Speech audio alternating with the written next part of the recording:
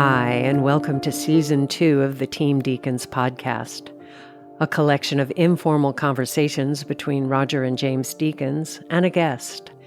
We never know where the conversation will take us, so listen in and see where it goes. This episode is sponsored by Aperture, a premier manufacturer of LED lighting with the industry's greatest variety of fixtures for your complete lighting needs. Aperture recently announced the new Storm family of lights. With LED white light quality that matches natural daylight and classic tungsten bulbs, plus extreme low-end dimming while maintaining color quality. Discover more about the new Storm lights and the complete Aperture lighting ecosystem at aperture.com.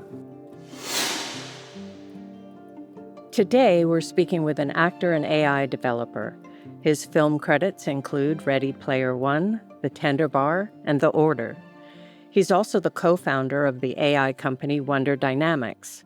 We're pleased to welcome Tye Sheridan. Tye, thank you for doing this. Welcome. Well, thank you so much for having me. I really appreciate it.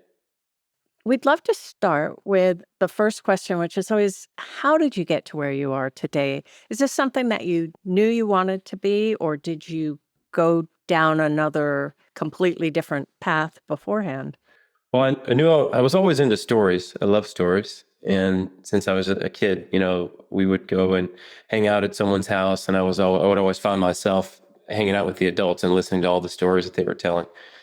But I never knew anything about film. I grew up in a really small town in East Texas, and so we were always outside and didn't really grow up watching many films. And so I kind of got introduced to the world of film. I was going to a small public school in my hometown. My hometown is called Elkhart, Texas. The population is 1,200. So it's a really small school. And I was going to school there. I was in fourth grade, and some guy came and was patrolling the hallways of our school. And we asked the teacher, we said, "Who's that guy?" He said, "Well, he's some casting director from Hollywood." He wasn't from Hollywood, but they didn't know. So they said, "He's a casting director for a movie." We thought, no way, there's no way, And so they gave some kids some auditions, and this was a guy named A.J. Edwards, and he was going around the state of Texas for about a year, recruiting kids to come and audition for a movie called The Tree of Life, a Terry Malick movie. And so I ended up going home with one of these invitations. I gave it to my parents, and they said, "Oh, well, it's an invitation to go to a movie audition. Do you want to go?" I said, "I don't know." They said, "Well, why don't you go? You could always tell people you got to audition for a film one time." I said, "Yeah, that sounds good." So I show up at the audition, noticed a few of my friends. And how old were you? I think I was 10 at the time, 10 or 11. Mm-hmm. Yeah. And then I ended up doing an audition. I met Terry there at the first audition, and I got called back. And it was like a year-long process of going and auditioning for this film until I actually got casted. And then I finally got cast in the film, and then I show up on a movie set for the first time, and it just blew my mind. I was like, wow, look at all these people it takes to make a movie, and they all have a special job. And I just immediately kind of fell in love with the process and the people, and I never met as many interesting people in my life, and I was a really curious kid. So acting was just as new to me as everything else was. So it was all really fascinating to me, but that's how I got started. Yeah, I think it's interesting too, because wasn't the next one Mud? Because that must have been two very different sets. That's right. Yeah, no, that was, let's see, that would have been 3 or 4 years later, because I was 14 or 15 on Mud. And so that was 3 or 4 years later. And then the same producer, Sarah Green, was producing that movie, and she called me up and she said, "Hey, I don't know if you're still interested in doing the acting thing," which I was. I'd been, I got a manager. I started working with Paul, and he was sending me auditions, and I didn't get one call back for 3 or 4 years. And she calls me up and she says, "Hey, I got this movie, this guy, Jeff Nichols, he's from Arkansas. I think you're going to like him. He's written this movie, and why don't you audition?" And Jeff, I think, was concerned if I could remember lines, because on The Tree of Life, I never read a script. I never memorized any lines. It was everything. We would arrive on set, and Terry would say, "Okay, boys, here's the scene. You're going to punch your brother, and he's going to get mad, and you guys are going to get in a big fight." That was kind of how it worked. it's all impromptu. So I, read the script, so, did a few auditions with Jeff. They finally cast me in the movie. And I think that was honestly the film that, it was a really magical experience. We were on the Mississippi River, shooting this movie that is kind of, romantic in its own regard, but it just felt the whole experience of shooting that movie with that crew for 6 weeks out on the Mississippi River every day was just so cool. And I just kind of fell in love with that process. And then we premiered the movie at Cannes, a year later or something like that. And it was the first time I'd ever been out of the country, two, ever been to a film festival. And, you're Lord. you're watching this film on the biggest screen in the world. And we got a 20-minute standing ovation, and people were crying. And it was that moment forever will be kind of cemented into my mind. But it was that moment that I realized, oh my gosh, these people, one person can write this story and all these people can come together around it. They're so passionate about it and pour blood, sweat, and tears into this thing and then share it with the world. And then it can make all these people cry and moved, and they walk away and keep it in their lives forever. And that was just such a magical experience. So I knew that was what I wanted to do from that moment. That's kind of when I decided, all right, film thing is for me. That's what I want to do with my life. Did you have any training on anything? I mean, where did your acting come from? I mean, you're so good as an actor. Okay, what's the thank trick? you. I appreciate that. I'm just pretending I know what I'm doing. I'm just watching everyone else around me. A lot of us are doing that, but don't you need to do something else? I mean, did you have any training? What did you take away from those two early experiences with very, very different directors like, Terry and Jeff? Well, I was surrounded by really talented people. So, I think naturally I ask a lot of questions, probably too many. Yeah. I was probably that annoying kid that was like, oh my God, this kid never shuts up. But anyway, I've always just watched the people around me and learned and tried to take something away from what they were doing. And then actually, some of the filmmakers I worked with, I think Jeff Nichols for sure would always joke with me about, he would see me trying different things that like McConaughey was doing or something like that. And, McConaughey does a lot of really weird things, like he's grunting before scenes. And so, I don't know, I was just watching the people around me and just trying to I guess, make my best McConaughey impressions. Were you always quite confident as a kid? I mean, I kind of can't put myself in your place. I wrap my head around going suddenly onto a Hollywood film set with somebody, Terry Malick. I think when you're a kid, you don't know, you're not quite wise enough to know, how things can go wrong. You're a complete optimist. And so I think, everything's exciting and you're not an adult yet, so you don't have adult responsibilities. It's like, oh, if I suck in this role, I'm probably not going to get the next one. I'm not going to be able to pay my bills. That doesn't compute when you're a kid. So I guess it's just all fun and there's no stakes, So I guess it was good that I got started at the age that I did because I think it was just fun. There was no pressure to it. It was just it was pure, I found a pure relationship with the medium. Did you think about any other career, though, in between doing Tree of Life and Mad? I mean, in those times when you failed at the auditions or whatever. I think film will always be a huge part of my life, but like I said, I'm a curious person. I'm interested in a lot of different things, and I'm the guy that has like 18 too many hobbies. But who knows? Yeah, I mean, there's a lot of things that fascinate me. I don't know if I didn't find the film thing, I'd still like to think that I would be, doing something in the arts maybe, and maybe some kind of storyteller. But I'm glad I did find it because it's really been an amazing journey. And how did you have to go to school while you're also working as a kid? Yeah, how does that work out? Yeah. Oh, does that kind of isolate you from? I'm sure you guys have worked with kids on sets before, and they're always getting rushed off. You're turning around and you're going to punch in and do coverage, and there's a 20-minute wait, and they're going to send the kids off to go get 20 minutes of school. So you're doing school while you're doing a scene. You're like, okay, memorize these 4 pages, but here, come and do this algebra lesson really quick for 20 minutes. And then we're going to send you back. Well, how does that work? Oh, I hated work? it. I hated it because I mean, it's not that I love to learn, but I just really wanted to learn from people on the set. You know, I felt like when I was younger, I didn't really get those chances. I was always being, shuffled away to go to get school. You've got to do, I think it's like 3 hours. You have to get 3 hours every day. You know, while you're on a set, that's a minimum.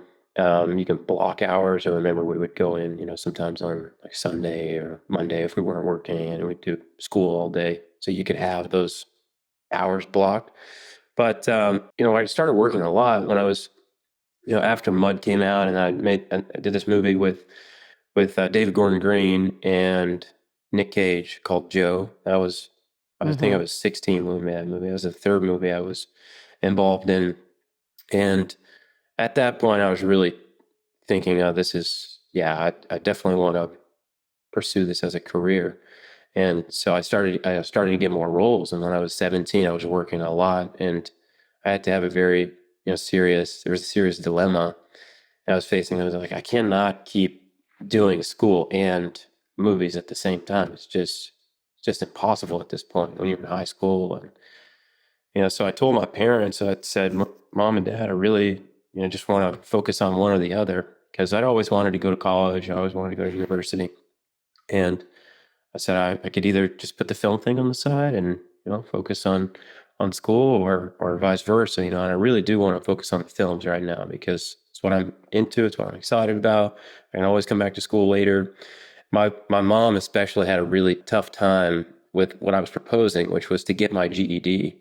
And so that I didn't have to keep doing school on set. I could just focus on the films. And eventually I kind of talked them into it. And so I ended up studying and getting my GED, which is basically the equivalent of a high school diploma. Got it a year early before graduating. So my last year in high school, public high school, was 16, and then homeschooled for 1 year, and then it was off to the races. And then I tried to get into the University of Texas a couple of years later, I think when I was 18 or 19, and they basically laughed me out of the admissions office because my GPA was so bad. I had we were 80 kids in my graduating class, and I was ranked number 75 because I was, and I was missing school. I was missing a lot of school. And so I would, because I was working on film, so I would miss a semester 1 year, I'd miss another semester the next year, and I would make up my core classes, but you can't make up PE or, any of your elective or art when you're not there. So I got 3 zeros factored in to my GPA for 2 semesters. And then I was like, wow, how am I only number 75? How is someone doing worse than me? But anyway, Texas has a very strict admissions program, so they kind of laughed me out of the admissions office. But it's all right; it's all good. It was for the best. You learn a lot on a film set, don't you? Yeah, I mean, but the lifestyle. do you feel that you kind of missed that social interaction of high school, which I would have loved to have missed myself? But because the thing about working on a film set is you get very, very tight connections with people, but then you go away and you're with new people. Yeah. So do you think, and I've oftentimes wondered this, is this bad for a person? And does it make it hard to maintain a lasting relationship if you haven't had that kind of practice as a kid?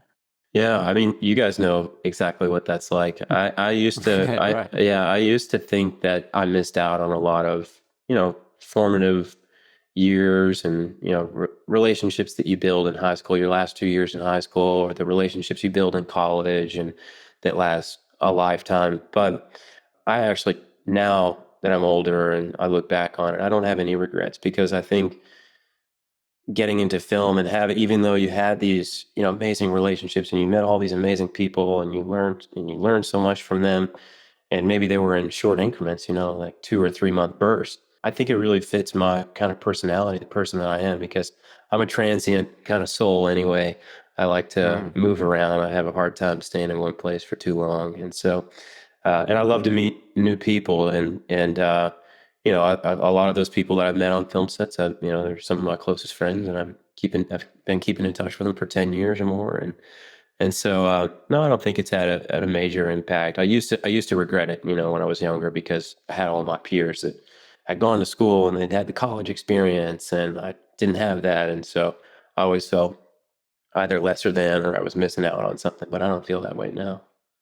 I think you're right that a key point is your own personality. And if you have that kind of gypsy personality where you can go on a film set and become very close with someone, go to another film set and it's other people, but then in this world that we're in, you run into the other person again. And it's amazing to me how you just pick right back up. So there's got to be something good about I that. just run into somebody on the street yesterday I hadn't seen for maybe 15 years or something. Really? But it's kind of like you just take it up from where you left off. It's kind of nice, isn't it? Yeah, yeah, it is. So when you started getting a lot of work, then how did you make your choices? What drew you to, for instance, the Stanford prison experiment? Which Why? I don't know. When From did that watching one- it must have been quite a brutal experience. I mean, I know the actual experiment was pretty brutal for the people in it. How did you start making choices? I mean, you have made some kind of wonderful choices Oh, I appreciate that. so far. Yeah, it's all downhill from here. No, I think I've always, like I said, I'm drawn to story, as I'm sure we all are in some ways. So, but I also like filmmakers. I love filmmakers. I love being able to, because if you don't have that trust and bond, and I think this is something that I've grown to lean on a lot more as I've gotten older and have had more experience. I'm more inclined to understand who the filmmaker is, understand their vision, and understand the potential of them making a good film. And I love films. I love filmmaking. I love directors, and that's kind of really important to me. So I'd say that's my number one priority now. And so I want to make films with great partners and people that I can. Because as an actor, you got to build trust in somebody. If you don't have trust in your director, I mean, you're not going to go into that miracle zone. I feel like it's impossible. And I'm sure there's examples that defy what I'm saying, but yeah, I don't know. I feel like you build a trust, you build a bond with somebody, and it allows you to go to really special places. And then you have to. It's a lot about the other people that are involved with the project as well, and who the producers are, and who your castmates are, and and when everyone is working at a certain level and they've had a lot of experience, I feel like you have a chance to rise above into that and to try to and create some real magic. And but I think when I was younger, and specifically Stanford Prison Experiment, I think it was just that time in my life, and this idea that it was based on a true story that happened to these kids when they were all either in their late teenage years or early 20s, and what a fascinating psychological experiment it was. I think I was just really intrigued by it. It was also it was fun because I was 17 when we made that movie. We had, I want to say, there were 18 of us guys between the ages of, I was the youngest, 17, and I think the oldest was like 26. So there were 18 guys between, Wow. the ages of 17 and 26, and we just had an absolute blast. It was a tough movie to watch because it was good, and I felt for you guys. But was it tense on the set in that because of the material that you were doing? Because it is such a tough environment. What we're seeing, it was stressful for us to watch it. But did you carry on that stress on the set? Not at all. Not at all. Really? It was very much the opposite. I mean, we shot that movie in 3 weeks in one location. Oh my gosh. Mostly one Wow. location, like 90% one location, right? And we would come in every day. All the guys would be there every day, and then we would just kind of shoot in blocks. So, you'd be working for a third of the day.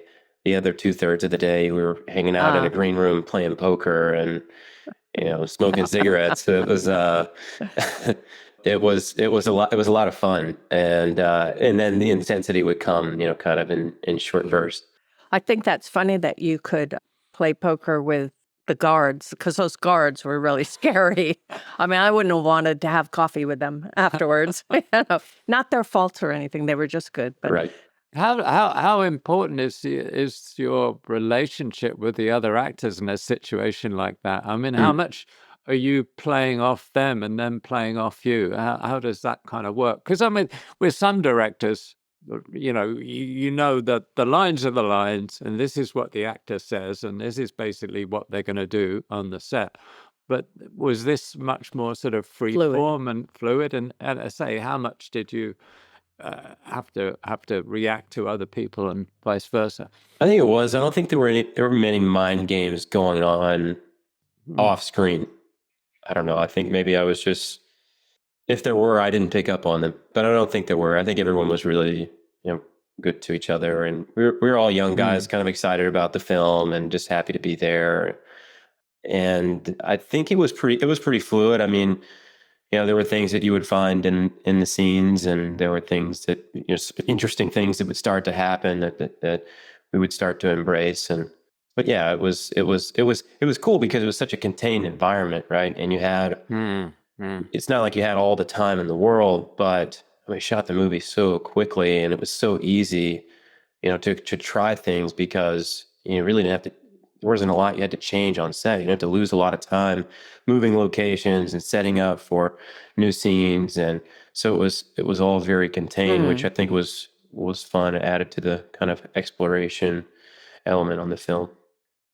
And do you find? I mean, certainly we find on when we're there that certain actors have different ways of working. So some actors have to stay in the character, and which is really bad if they're the villain, because then you're being abused the whole time. They're putting everybody in a bad mood all day. Yeah, really. I had an actor come up to me and said to me very seriously, "When I'm in costume, you have to call me by my character name. When I'm out of costume, you have to call me by my real name." And I just said, "Well, maybe I won't call you at all. That's just easier That's for probably me." the easiest. But also some actors, they warm up and they're not really there until take 6 or 7. Other actors are there on take 1 and 2. Have you ever worked with an actor that's process is different than yours, and how do you make it work? Oh, 100%. I've worked with some actors that have a different process than me. No, I mean, look, you're a group of people, you're a village, and you're trying to put your best foot forward, and everyone has to work together, right? There's some sets have a different energy than others, as you guys know. So I think it's a lot about understanding who your collaborators are, and what the energy is like on set. What is the tone of the film? That plays a big part in how you approach your role, or how you approach just your temperament on set. And I think each film is different. That's why they're so much fun, because they all have, it's never the same. There's always a new scene. There's always another day. You're always pressed for time, but it's always a different crew. It's always a different group of collaborators. I think I like to pride myself on, being pretty good with people. I don't like to make it, I don't want to be difficult to work with, but everyone needs to respect the set. Everyone needs to respect the process. And when you have people that fall out of those professional parameters, I think it can get frustrating. But I've been really lucky and fortunate to have worked with some of the most amazing people and professional sets out there. So yeah, I don't really have any nightmare stories to speak of. Really, good for you. Yeah, not yet. It'll come. One of the things for us too is when people on the set aren't quiet, when you're trying to focus on what you're doing and people are hooping and hollering about what they did last night or whatever, we find that very distracting if you're trying to focus. I know when we did the Bond movie, they did say, "Well, it's such a dull set." We don't even come to set anymore, the production people, because it's no fun. It's quiet, yeah. How did you find, you after actually the Stanford Prisoner experiment, you went on to do X-Men Apocalypse. How did you find the shift from something very naturalistic and based in reality to something so extreme? Oh, I mean, And bigger. it was a difficult, Yeah. well, it was exciting. You know, I was 18 years old. It Yeah. was one of the biggest breaks in my career. I worked on one other studio film before that, I think, but this was another level. And so, I mean, I honestly went into it with a lot of excitement, a lot of respect. I think I was surprised a bit by the process of making that film in a variety of ways. In what way? I mean, just the sort of mechanics of it, or? Not so much surprised by the mechanics of it. I mean, I think you kind of anticipate, oh, it's a big movie. It's going to take us a really long time. I'm not going to be working every day. So many people in the film.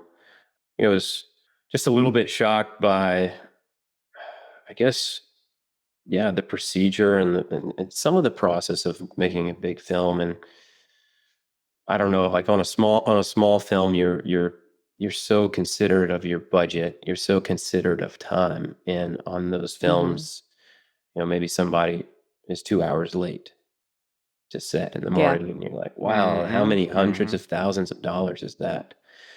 So, you know, that was kind of fascinating to me. Eye-opening. Yeah, it was eye-opening. And again, I had a lot of excitement and respect and, you know, was really ready to give it my all. And I found that, you know, some other people maybe felt like they weren't taking it as seriously as others, and that was a little bit surprising to me. Yeah. And you're right about the smaller budgets. We always say with limitation comes inspiration, because you don't have the option of just buying another piece of equipment and doing it, or worse yet, oh, we'll fix it, we'll do it in post. Because I would think that as an actor too, certainly for us, the magic of doing that work is you're doing it on set and you're in the actual location, let's say, as opposed to against a blue screen. I don't know why I started on Well, this, that's but interesting, though, because that brings us to Ready Player One. oh yeah, Because, I mean, there's a film which is, I mean, highly it's technical. a fantasy set in a fantasy in many ways, highly technical, but directed by one of the sort of masters of the craft. So how was that? Oh, I mean, that was the most exciting phone call I ever got in my life. You know, how would you like to work with Steven Spielberg this summer? That sounds great to me. No, it was really a dream. It was a dream. Wait, excuse me, but you started off very well working with Terry Malick, so it can't be too or. No, I'm a lucky guy. I've worked with a lot of really amazing people so far. There's still a lot of people on the list of folks I'd like to work with. I bet. But yeah, no, it was. I actually remember. I think I was shooting one of the X-Men films, and I auditioned for that film. I didn't get it. My agents called me and they said, "Well, they're going to go with someone different. You know, they're looking for something else." I said, "Well, that's fine. I'm still really excited about the movie. It's can't wait to see it." And because at the time I'd started my company and was, you know, part of the early days of our company where we were kind of in the interactive space. And so I was kind of living and breathing this new interactive medium in terms of telling stories in a virtual world. And so it just was kind of wild when this project came around. I said, "Oh my gosh, that's so interesting to me right now," you know. And I remember auditioning and then getting a call from my agents. And then a few weeks went by, and then my agents called me again. They said, "Do you remember the Spielberg project?" I said, "Yeah, of course." They said, "Well, I think they want you to audition again. They want you to try something a little different. Try this, try that." Okay, cool. So I did another audition. Then ended up going to LA to do a chemistry reading with Olivia Cook, who was already cast at the time. And I remember riding to the audition, and I thought, well, if this is as far as it goes, this is just great. You know, I'm going to get to go in and do a chemistry, and Steven's going to be there. And I remember meeting Steven and doing the audition, and there were only two people in the room. It was, other than Olivia and myself, it was Steven and his casting director, Ellen. And I said, well, "Who's going to operate the camera?" That's what I was thinking in my head. Who's going to operate the camera? and we're talking, small talk. And so Steven says, okay, let's do this. And so he picks up the camera. I'm like, no way. So Steven Spielberg is one of my childhood heroes, standing 2 feet away from me and shooting on this small digital camera. And he's like, I like to shoot all this stuff myself, and I'll go back and I'll edit it. I'm just going to get some coverage and do this, but let's start with this scene. Wow, how cool is this? And so we did the scene. And I remember walking out of the audition. I said, Steven, Mr. Spielberg, I just want to say thank you so much for all the films that you made. I think I've watched your film E.T. probably over 100 times, and I would be a different kid if it weren't for that movie. So thank you, so much. And he said, oh, on E.T., I got to tell you this: we shot the whole movie chronologically, and the kids never knew that E.T. was mechanical. We kept the operator behind a curtain, and so there's great magic to it. And he went for 10 minutes explaining how they shot E.T., and then we started talking about VR, and both of us just started nerding out. And and then we left, and I guess a few weeks later, I got cast in the film. I got that call that said, how would you like to go work on Ready Player One? So then after we shot the movie in 2016 in London, that was the same year that my co-founder and I, Nicola, started our company. And so it was just a lot of really cool things in parallel happening at the same time. And we were doing things on set at the time that had never been done before. For instance, ILM had built these virtual sets, which, they weren't like what you see in the film, but at least they were raw mock-ups. So you could walk around in the motion capture volume with a headset on that was spatially tracking. So you could walk around the environment and you could look up and see, oh, well, that door is this big and that thing is right over here, at my 2:00, 40 feet in the air. And, oh, this character is really big. You could just get a sense of the world. And it was so much fun because you got to play so much with your imagination. And I've never done any theater really. I did a couple class plays when I was in second grade, but beyond that, I've never really been on a stage in my life. And so here I am on this film where you take the headset off and it's just 2 or 3 other actors in goofy looking onesies with these helmets and cameras in their face and just a white floor, with infrared cameras all around you. And it was I was surprised by how much I loved it because you went back to your childhood self. You got to play. You just got to play every day. You got to imagine all these things. And, it was so much of it was left to your own imagination. And it was just such a special experience. We shot in motion capture for 6 weeks, 8 weeks, something like that.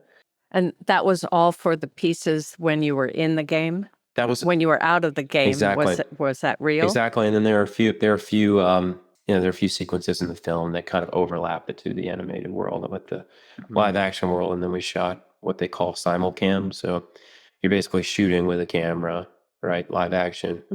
And, but you still have the system. You're still in the motion capture suit. So you're still doing the performance capture as an actor. And then they compose you as an actor into the live action scene. So it was pretty cool. Very technical. You're right. I learned, man, I can't even tell you how much I learned on the process of making that film. It was so cool. Yeah. I was a bit confused when you're in the motion capture on the motion capture stage and you're looking at the virtual set with the goggles on. Are you just doing that as a reference, and then you do it as actually play? Yeah, it's a reference. And then when you actually take it off, you take them off. Exactly. Yeah, I was going to say, whoa, they're replacing everything. Yeah. It's interesting. Yeah. Wow.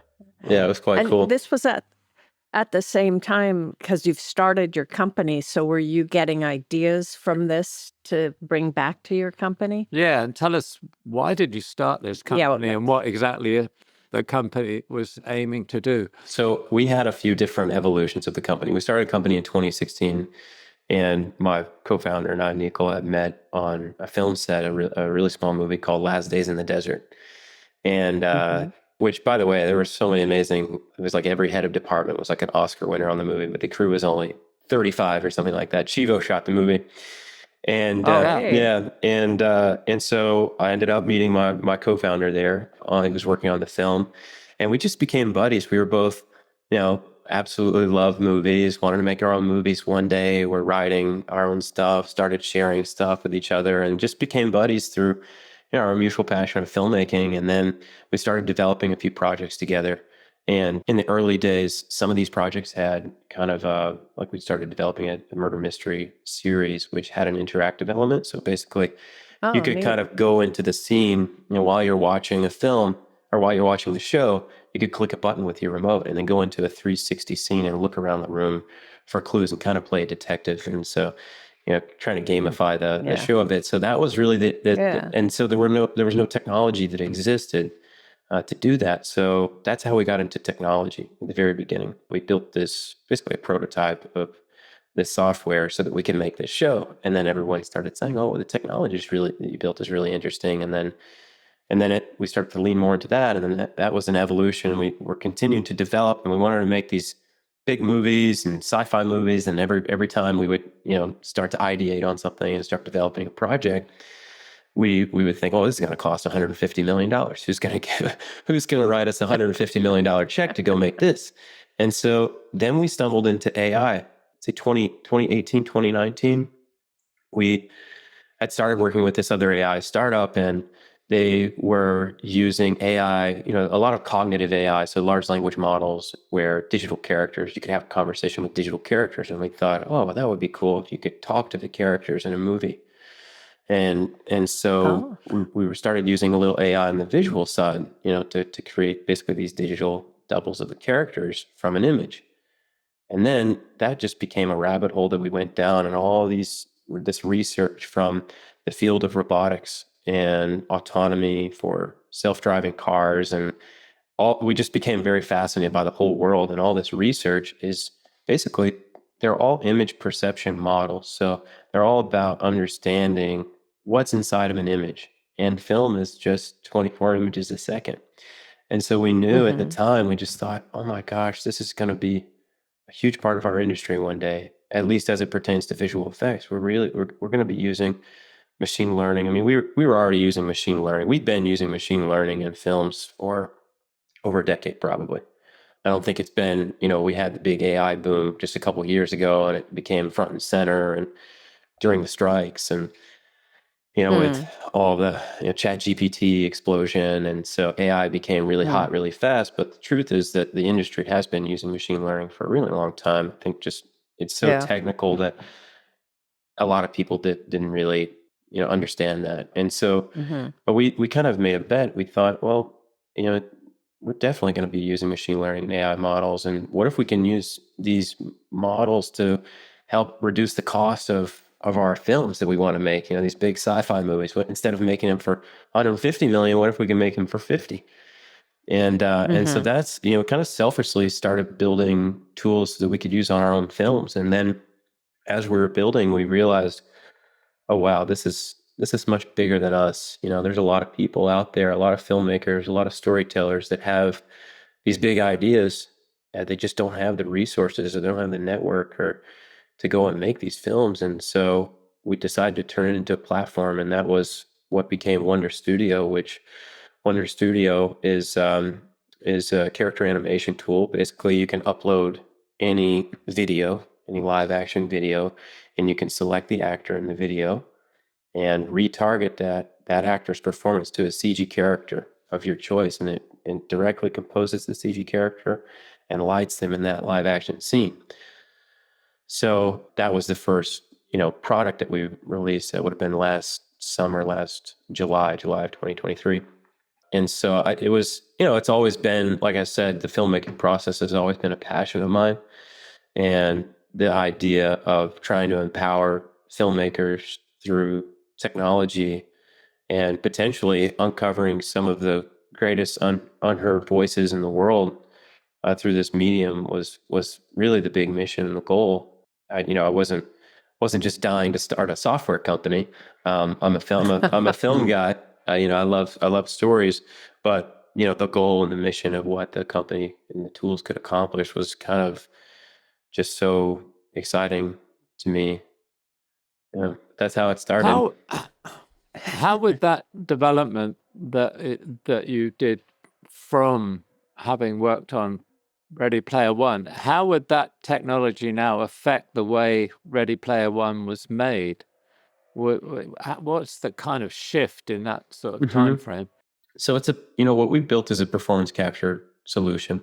So if you don't have the funds to go and build rent the Vicon system and have the stages, and you could capture yourself in your bedroom and capture all the performance with multiple actors in a shot. And then what's cool about Wonder Studio is it gives you all the data in traditional standardized packages, so that are used across the industry. So it's not the whole goal was not to replace artists. It's to give them more opportunities and speed up the process and cut down the cost, because it's really technical and really expensive, to go and make some of these big animated movies. And so you look at movies like Ready Player One or Planet of the Apes is a good example, where you have the CG characters composed over the live action. Well, that even those are really expensive, because they have the Vicon system basically set up, and you have to calibrate it, and so only huge studios basically can afford to do those kind of movies, and so the hope is that people can use Wonder Studio to get these animations in their films, and employ animations in their films without having to give an arm and a leg for the systems, the traditional systems, and the expense of the traditional systems.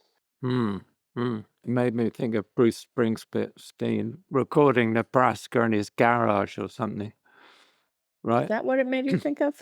Well, because it was like minimal, and I think it's his best album. But then, I like The Dark Side. But yeah, I mean that's basically it, isn't it? To sort of strip away all this kind of superfluous technology, really. Well, It's and like, ritual of filmmaking. Yeah. like you say, giving people who have a story to tell the tools that they wouldn't normally be able to afford. Yeah. But were you very conversant in software programming before you started this? Oh no, absolutely not. Really? No. Yeah. The machine learning and stuff. Okay, so a lot of that it's fathomable. I can understand the fundamentals, understand how some of these models work in a simple, high level way, right? And I think it was what we saw across the landscape was a lot of people were building AI tools that were from Silicon Valley, just had no idea how films were made. They don't know what artists need. They don't know. And so they're basically building in these generative systems that are kind of like black boxes.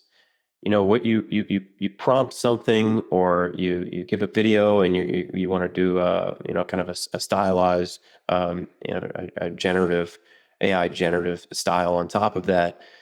It doesn't. What it gives you back is pixels, right? So pixels are not good for artists because only if you have to change only if you have to change a few of them, right? But if you give them, the basically the bones of the character, and the character rigs, and all the animation data, all the animation curves, and the lighting, all the lighting information, and the camera tracking, the way that the camera moves in the scene, well, they can start to reconstruct their scene in the 3D softwares that they work with traditionally, and the professional artists use, and you're really kind of augmenting their process, but allowing them to speed up the process and get 60, 70, 80% of the way there, where they can just focus on the creative remaining 80%, making minor tweaks, and a lot of the animation process can be very tedious, labor intensive. I mean, you're talking these kinds of movies that we're talking about, Ready Player One, for example. I don't know how many thousands of artists worked on it, but one of the last Avengers movies was, I want to say, 14,000 artists. And I mean, you have everything from rotoscoping artists that are just painting around someone's hair to, and I a lot of these visual effects artists, they work really long hours, maybe 16-hour days, maybe longer in some instances. So, to make those artists' lives a bit easier, to speed up this process was kind of the goal. And now I think, AI, I mean, we're seeing so much evolution in the past 2 years. And, you kind of you have two different camps. I mean, you have like, the kind of 2D based AI where it doesn't give you any 3D data. It's giving you, as I said, pixels. It's giving you images, which are not really good for an artist who's working in professional uh, pipeline in film, right? And then you have, solutions like Wonder Studio or Wonder Animation, stuff that we're building where we're keeping everything in 3D space because that's what artists need right now. Mm-hmm. It's interesting that your work, I mean, a lot of your work lately, it's like Asphalt City and The Order, which is just coming out. How does that technology, do you think, relate to live action? Well, what was once termed live action movies. Yeah. It seems to me that as an actor, that's where you seem to prefer to be, really. I think as an actor, I mean, I'm kind of, I like all kinds of movies. And for me, I love going and working on a film like Ready Player One. I love going and working on a film like The Order. Asphalt City is another beast of its own. I mean, it's a very challenging movie to make in New York, but I like I like the challenge. I like, new challenges. I like the technical process. I'm really, as I said, really driven by story. I'm really driven by filmmakers and their vision. And, the idea of a group of people coming together around something and trying to achieve magic. And so whatever that is, if it's a highly technical film or it's something that's more stripped down and bare and real and, as you say, naturalistic, that I'm kind of, as a film lover, I'm definitely really drawn to those films. But as I've gotten older, I've gotten really into, the sci-fi and kind of, what you could achieve visually by a simple process, a simple kind of creative outside of the box strategies in terms of filmmaking. That's interesting to me. But can you talk about Asphalt City? I mean, we all know it's so hard to shoot in New York, especially something like that. But can you talk about the process for that, and then maybe how new technology could actually help make a film like that? So Asphalt City was originally called Black Flies. We were trying to make this movie for, I want to say 6 years, 5 or 6 years. Yeah, it was just one of those projects that, I absolutely love the filmmaker, Jean-Stéphane Salvert. I mean, I think he's truly an auteur. There's no one that makes films like him. And I was just blown away by his work and his vision for this movie. And then, the idea of playing a paramedic in New York City who's not from there is kind of being tossed into the deep end. And those are some of the most important people we have in our society. Yet, sometimes they don't get the respect that they deserve, like a lot of professions. But they're really the angels, that are trying to save the souls, and we need those people and our guardian angels. And so I just became really fascinated by the paramedic community, the MS community, and how they just embraced us with open arms. And I spent 4 or 5 years off and on doing ride-alongs, going to New York and doing ride-alongs. And then before we shot the film, I was in a classroom environment for, I don't know, I'd say 6 hours a day, 3 or 4 times a week, and then going on ride-alongs 2, 3, 4 times a week at night. Always Friday and Saturday nights, because those were the crazy nights. And yeah, you just kind of, I don't know, I like the idea of going into such a unique world and just getting completely immersed in it and losing yourself. And especially when that world is one that's really important to convey, where most people, they don't understand what paramedics deal with on a daily basis, or some people just, that they don't want to think about it because it's difficult to think about. It's difficult to think about the psychological toll that they might take. And so I think even the film, kind of carries the weight of that. I think the film's very kind of, it's not soft, I'll put it that way. I don't know. I mean, it really does point out the sort of moral dilemma that people can be pushed in, especially, Sean Penn's character. And it's also a bit of a nightmare. It's dark and it's a personal nightmare in a way. How was that all shot then on the streets with, alongside real characters and real situations? Mm-hmm. Yeah. And that kind of feel like brought me back to some earlier experiences that I had, and definitely one experience I had on the film I was telling you about with Nick Cage, David Gordon Green's film, where he had 15 or 20 non-actors. Actually, the third lead of the movie, who played my character's father in the movie, was a non-actor. Had never been in a film before, and he gave the most amazing performance. Gary Poulter. As you were as a child, haha. Exactly. But it was, I don't know, I got used to that on Tree of Life, and then Joe. That was just kind of the way that I learned at the very beginning. So I love, on Asphalt City, we were shooting in East New York, mostly in Brooklyn, a lot in Bushwick. We had, I don't know, 9 or 10 key kind of actors that were non-actors, and they were just people that lived on the streets, or lived around the neighborhood, and that we found that actually Jean Stefan, who lives in Bushwick, became friends with. He's kind of a community embracer, so he brought all these amazing people, amazing faces from the community, and they would tell their stories on screen. So a lot of these stories that you hear, they're real. A lot of the scenes, they're the dialogue. I mean, there's no written dialogue. It's whatever they said, it ended up in the film. And so I like that, kind of, because again, it's that outside of the box thing that brings a realness and authenticity to something that a scripted dialogue cannot. And for you as an actor, it's this really interesting thing where you have to be in your in character, and you have to think about, well, how would your character react to this, and it's all improvisational and impromptu, and I really like that. Sometimes really interesting things come out of that, and they become kind of magical, I guess. Yeah.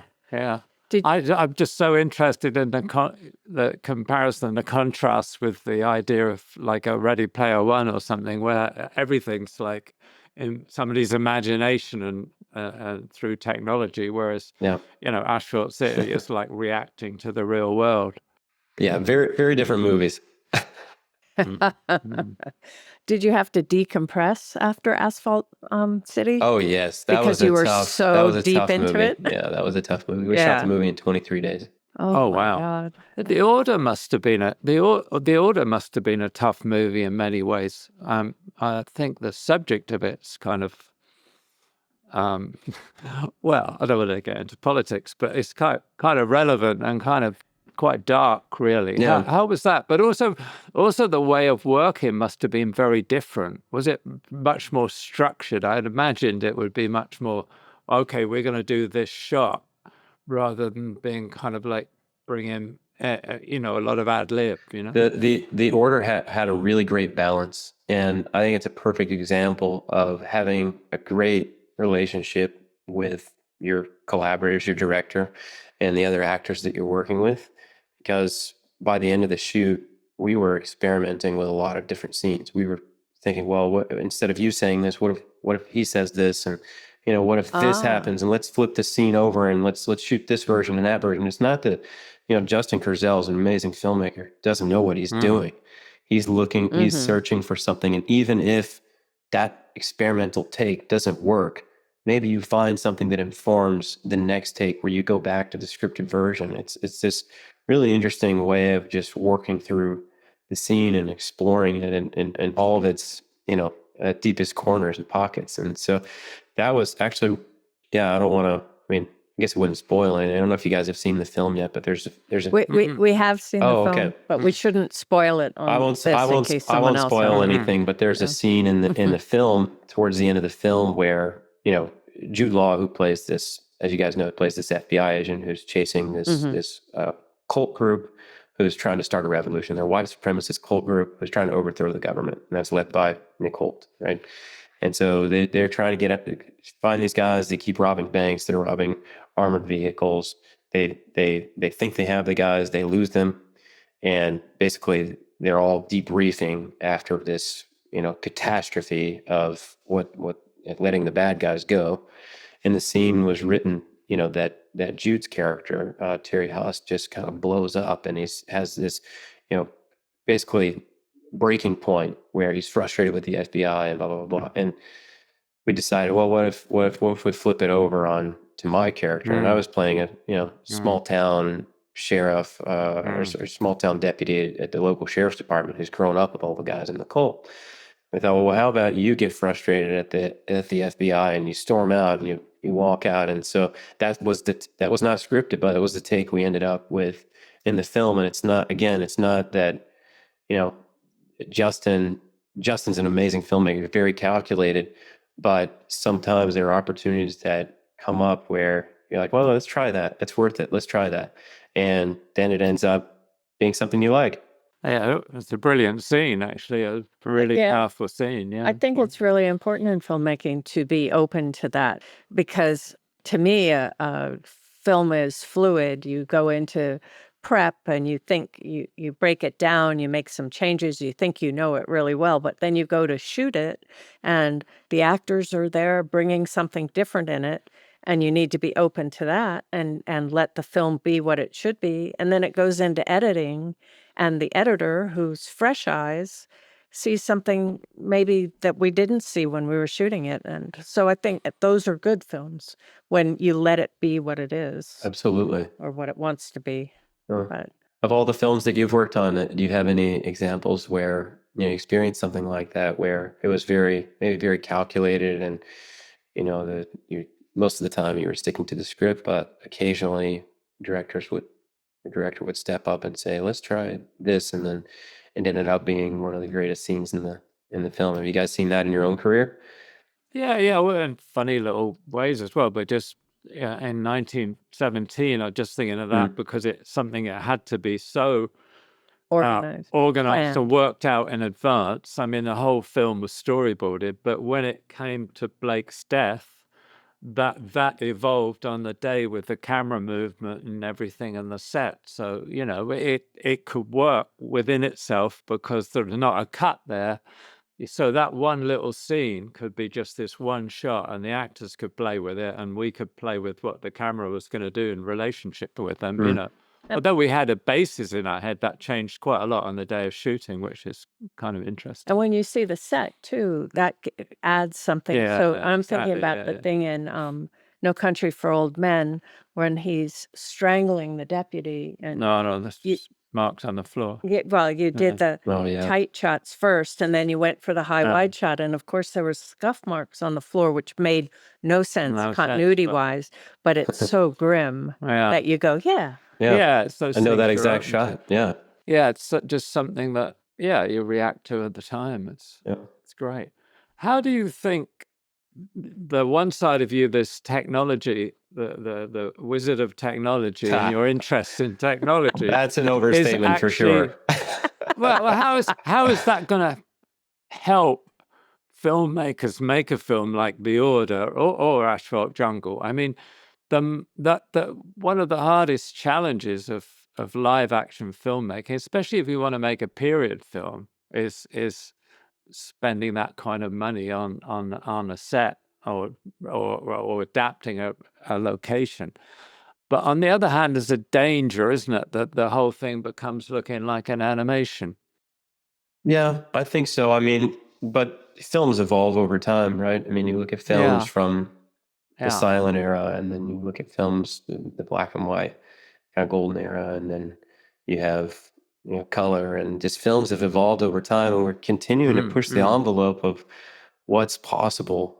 And so, I think it's easy to get caught up, and because we're romantic about this industry, for sure. We love it. That's why we're here. That's why we're having this conversation. That's why we do what we do, because we're so passionate about it. And I think you can be in love with the past, but it's hard to be in love with the future because you don't know what it holds. And I think it's, you just have to keep in mind that if you look back at history, new things happened, and some people, I think, were opposed to, for instance, the internet, right? I mean, so many people were fearful of the internet, thought it was going to ruin so many people's jobs, but truth is it created this whole digital world and all these new opportunities. And now we can do what we're doing now. We can connect on a video call and you're halfway across the country. That's amazing. It's the same for films. I try to be an optimist when I think about the new possibilities out there on the horizon. And at the same time, I'm a cinema lover and I love the experience of going out on a location into this world like we did on Mud, where you spent 6 weeks on the Mississippi River. And there's nothing like that. There's nothing that you can ever experience that will ever be similar to that, right? But not to be naive about the state of our industry, the evolution of our industry, the evolution of theatrical distribution and digital distribution, and the loss of the DVD and the rise of streaming platforms, and the strikes that we've witnessed over the past.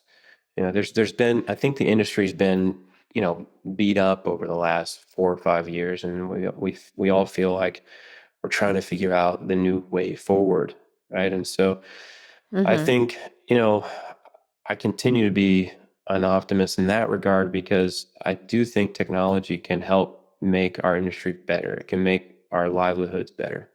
And it can potentially, we may not get the same experience where we're able to go out and we're able to shoot for 45 days in some remote location and have all this time to explore, have these crazy ideas and explore what they are. And, maybe that is going to change. Maybe it's not, only certain filmmakers should be able to achieve that, going forward. But maybe maybe there are new things that are just as interesting, right? And maybe we're not going to have as large of sets or our crew, and maybe certain people are going to be making movies with just 5 people, which has been done before in the past. But maybe technology is going to allow them to do that and put more money on the screen. And I think a good story is a good story, right? And a good film. I mean, you can pick good films from any era. They're all different, of course, in terms of their production process and what you get and what the end result is.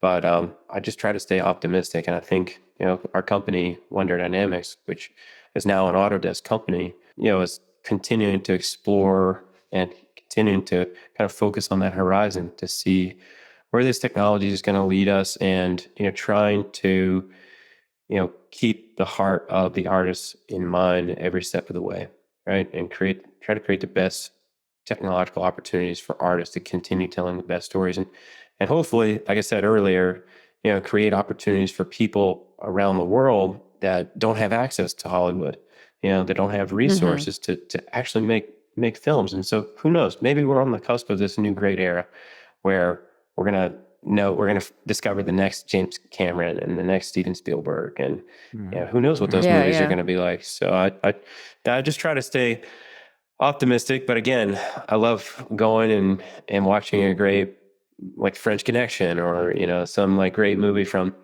the 70s or 80s that's just a classic that I love. That's again, it's pretty. I mean, you probably couldn't do French Connection today, right? So I think Probably not. Certainly be hard, wouldn't it? I think the key is that when you're making a movie, you're trying to create a reality, and the reality could be completely animated, but you're with it.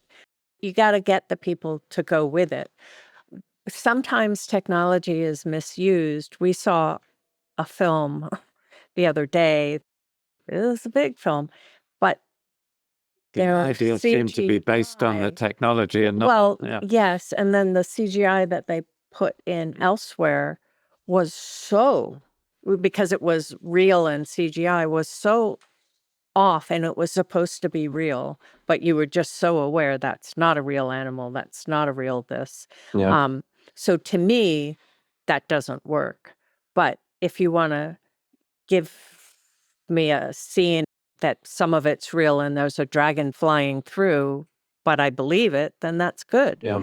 I mean, I'd like to see more Well, dragons. it's like a You'd matter love to of see dragons. it's like a matter of finding some style that you can be consistent with, right? It's like Yeah. animated, like for instance, one movie that moved me so much over the past, I don't even know when this came out, maybe more than 10 years ago now, but Inside Out was, I thought, just a great animated film. It's very human, right? But it's completely animated. I mean, I walked out of the theater with tears rolling down my face. I was just so moved by that movie. And I think what I kind of love about animated films is that I'm not sitting there watching it with a critical mind most of the time. I allow it to just kind of wash over me. I'm in this new world, and it's all you're in someone's imagination almost. And so I feel like as long as, good stories are good because they're human, right? And we connect to them at a deep emotional level. And so I feel like as long as you're doing that, regardless of whether it's a live action film that's really gritty and raw, or it's an animated movie that is just, it's totally not like the real world, as long as they're human, as long as you have that deep kind of human connection with it, I feel like you got a chance to make a good movie. You got a chance to compel people. So I try to look at it, I guess, more through the lens of how human a film is and how much it connects with us deep in our bones. Yeah, it's really about the consistency within itself, isn't it? As you say, you can watch an animated film and believe it totally within itself, or you can watch an old black and white movie shot in a studio and you accept the reality they're giving you. Absolutely. I think, to me, the problem is now that we watch a film for naturalism, and when you see a lot of the CG put on, it doesn't make sense with the live action. It's like you have a contrast. Yeah, you feel like you have a contrast in the world that doesn't sit well. It's like that uncanny valley of certain films. You think, well, I don't know how to do. It's rather like the same thing as a shot sometimes takes me out of a movie. If the camera's behind a bomb as it's going down to hit the, I don't know, London or something during World War II, or Pearl Harbor, I go, well, that doesn't make sense in this film because you're trying to sell me with reality, but suddenly you've got this. You've got this shot from a cartoon. The bomb cam. Actually, the bomb cam. I wanted to ask you, I mean, you worked on so many amazing movies, Roger, and a lot of them are very, in terms of the world, in terms of the styles, I mean, a lot of them are very different. So what's your kind of approach to the world, for instance? How do you create, kind of the ambiance of a film? How do you think about that? Well, it's a director. I've been so lucky to work with so many lovely directors. But it was really interesting working with Sam Mendes on Jarhead, right? Because early on we said, well, okay, it's all going to be handheld. And now and again we would be in a situation doing a scene, and either Sam or I would say, oh, wouldn't it be nice if we do a crane shot here? And the other one would say, no, you're not going to do that.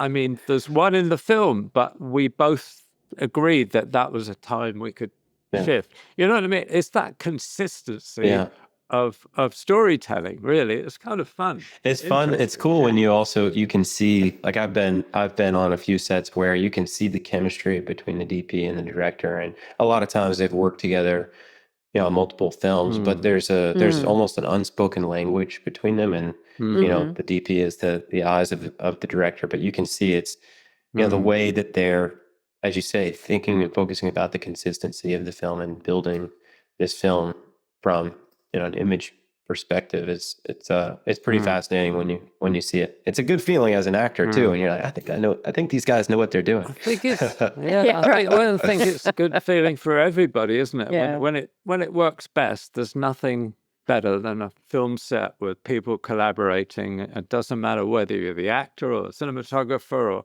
or the focus puller or the key grip. It's just some sort of like, I don't know, there's something about it. It's very special. Anyway, there we are. Now I'm getting sentimental. No, it is. It's such a hard thing to do. It's so hard to make a great film. It truly is. It's a miracle when it happens. There's something intangible about it that all comes together. Sometimes there was films we've been on where I know the casting wasn't the first person that the director wanted, but you couldn't see that film now without that person in it. Absolutely. You know what I mean? It's like so interesting how things work. But also the casting is so important too, because when we read Fargo, we read the script beforehand, and I said to Roger, wait, how can you watch this movie with this despicable main character? Despicable How character, can you? man. But they cast Bill Macy, and he's so inept in the movie that you just feel so sorry for him. Yeah. That It's interesting. that's how it worked. Yeah. It wouldn't have worked with another actor. So interesting. Yeah. It is good. Well, we won't keep you forever. No, Thank you this has so been much. great. I It's love been a talking to you guys. fantastic, lovely conversation. Thank you so Really much. good. Oh, thank you guys for having me. Really, interesting. really appreciate And it. it's such a fascinating kind of mix, your world, between, I say, the technology and these kind of quite hard-edged, live action movies. Yeah, you gotta. I find that really fascinating. You've got to keep it interesting, I suppose. Yeah, keep yourself on your toes. Yeah. Yeah, it would be actually really boring if the movies remained the same all the time. We got into animation for sort of Yeah. similar things. We worked on loads of animated films just because it's so fascinating to see how you can do it. But it's the same storytelling. You're still using the camera, or if you're not using the camera, it's creating an image with lighting and texture and composition. And sometimes it's like, fun to be able to do things that you probably couldn't do in live action, right? Yeah. You're like, I always wanted to try this. Oh, yeah. Well, I really appreciate the conversation. This was so much fun. Okay. Thank you so much. Yeah. If you'd like to sponsor the Team Deakins podcast, let us know at pod@teamdeakins.com. Thanks for listening. If you want more information and further discussion, check out the forums at www.rogerdeakins.com. Becoming a member is free, and you can ask follow-up questions there. And be sure to subscribe to the podcast for more new questions and topics. Also, check us out on Instagram at team.deakins. See you next time.